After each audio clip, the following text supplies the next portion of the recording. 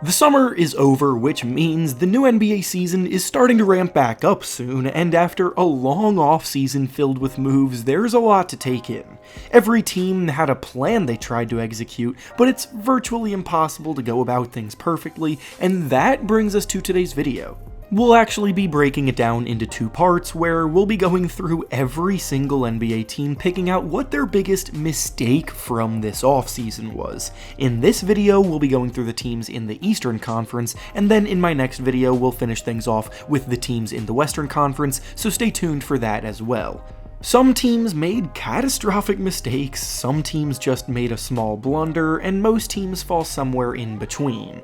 Before we start though, it turns out a good amount of you watching right now aren't even subscribed to the channel, so if you enjoy the content, consider hitting the subscribe button, as not only does it help out a ton, but I'd also very much appreciate it. Now with that being said, let's begin. Going in alphabetical order, we'll start with the Atlanta Hawks, and their biggest mistake this summer was holding on to Trae Young.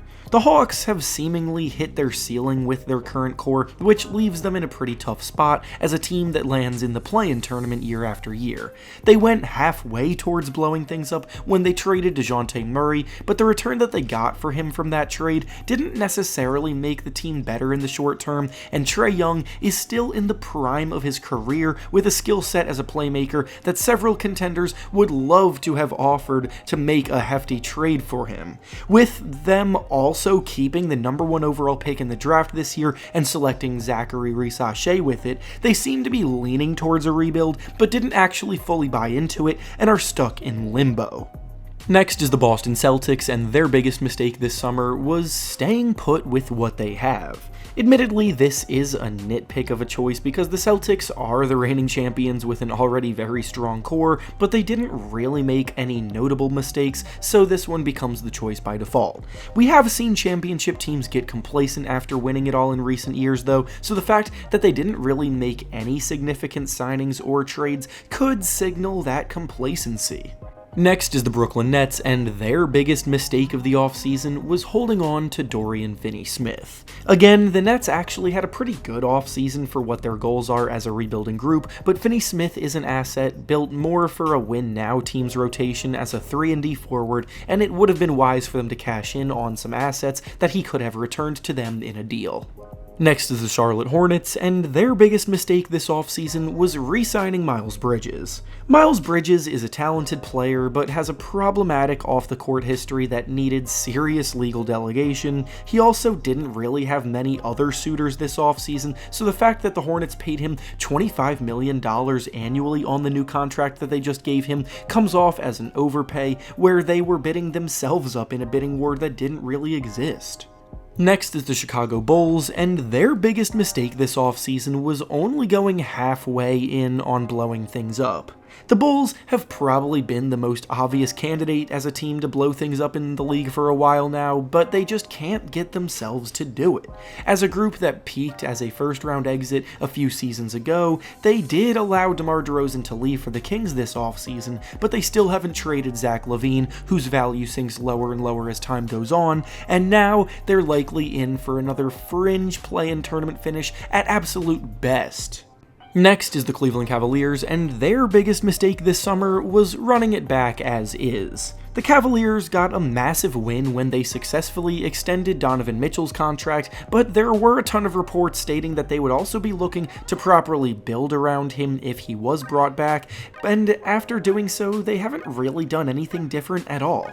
With their current core, they're a very good team in the East, but not a great team, and their 4 best players are all now being paid hefty max contracts, so they have no more left to spend on role players to round things out, so many expected a trade to go down that never came.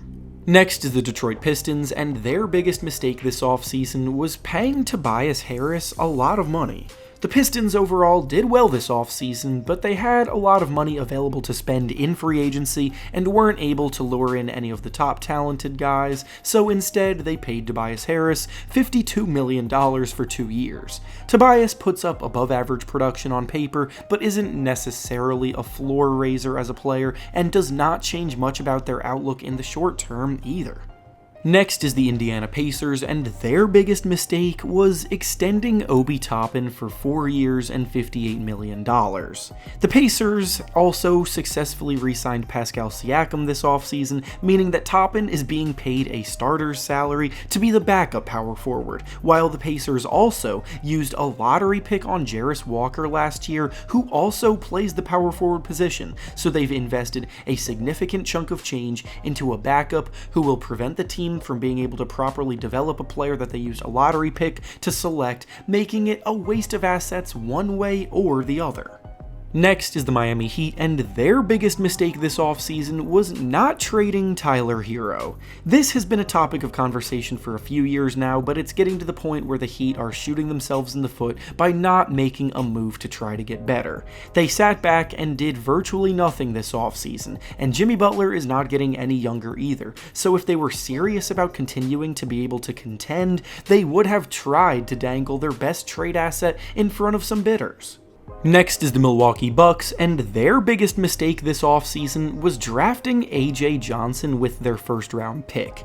AJ Johnson may end up being a capable NBA player one day, but he was easily one of the most raw prospects in this year's class, coming off of a season where he shot terribly overseas in the NBL, and the Bucks are not at a point where their window for contention can handle a development project, and their title window is also shrinking very quickly and needs as many win-now contributors as it can get.